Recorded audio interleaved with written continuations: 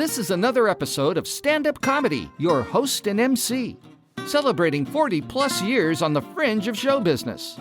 Stories, interviews, and comedy sets from the famous and not so famous. Here's your host and MC, Scott Edwards. I wanted to go back a few decades. This young man, Andy Roberts, came to work for me as a bartender.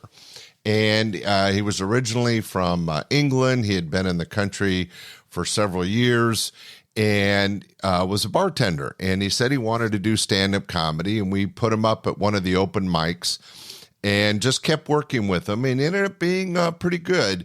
This is an opening set by him that we used on our very first album back in the early 80s called Assorted Nuts, live from Laughs Unlimited. So this is a live recording on stage of Andy Roberts back in the early 80s.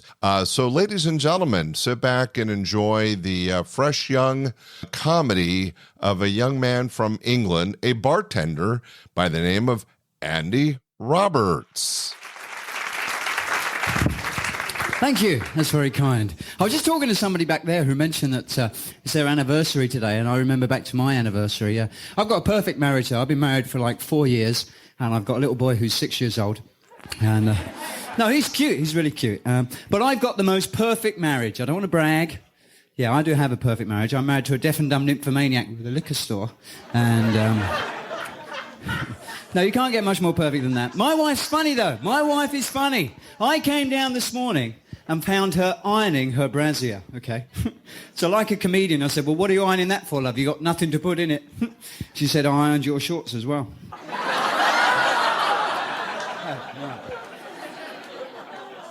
Guys, we do silly things when we're married, don't we, guys, huh? Take, for instance, coming home late. Guys, what do we do every time we come home late? Come home at like 2 o'clock in the morning. What do we do, guys? We all do it. We switch the car engine off coming down the road, don't we, huh? Makes too much noise, you see. And then what happens? We go straight past the drive because the steering lock's on. you back up, you go in the drive again. You don't shut that car door till the morning, do you guys, huh? All the guys that are laughing are the guys that have done this, all right? Okay? And then you miss the cats, you miss the milk bottles on the step. Isn't that funny trying to open that front door when you're drunk, huh? And you're trying to open the front door with your ignition key. Shoes and socks off up the stairs, isn't it, guys, huh? You open the bedroom door really quietly, and the bedroom is in complete darkness. But you know it's lying there. Because you can hear it breathing and snoring. The Incredible Hulk in pantyhose is waiting for you to come home. Then you creep round to the side of the bed, and you guys, huh? You get undressed in the dark. Isn't that funny when you're drunk, huh? And you're trying to pull your pants off over your head. Oh. You slip beneath the sheets. You think you've made a home run. When all of a sudden, 2 o'clock in the morning, it suddenly wakes up. You have done the worst thing you could possibly do. You have awoken the bionic tongue. And if you've got a wife that sounds anything like my wife, it'll sound something like this.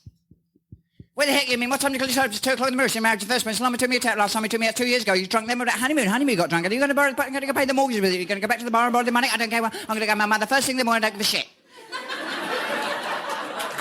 No. No. What do you say then, guys? You say, well, what's the matter, love?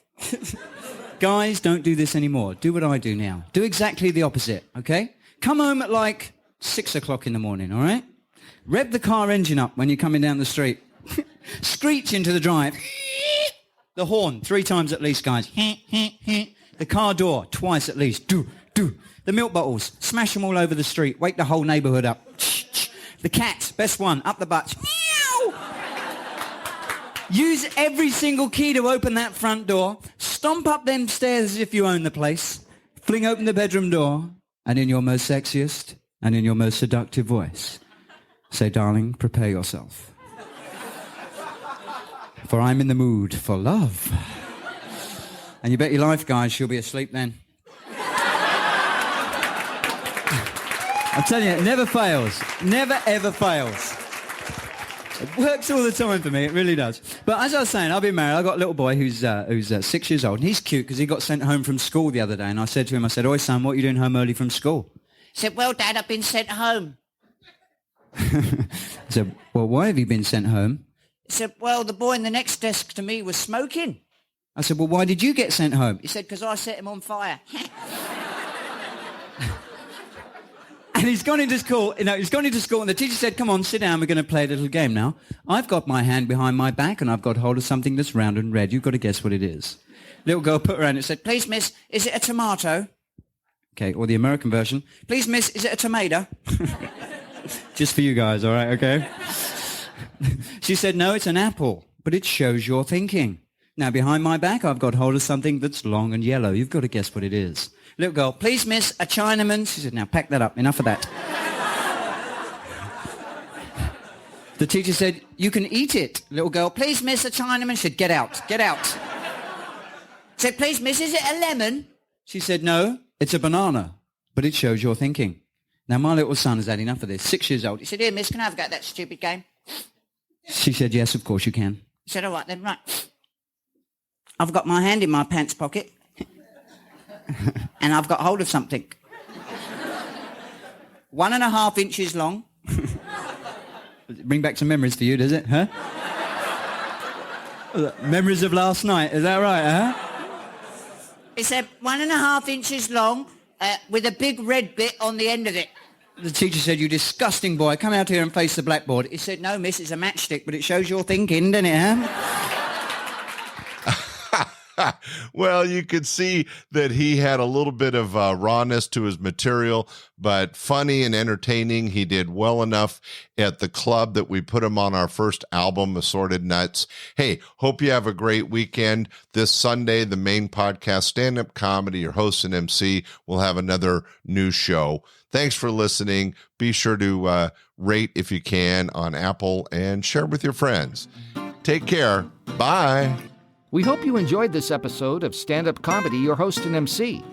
For information on the show, merchandise, and our sponsors, or to send comments to Scott, visit our website at www.standupyourhostandmc.com. Look for more episodes soon and enjoy the world of stand-up comedy. Visit a comedy showroom near you.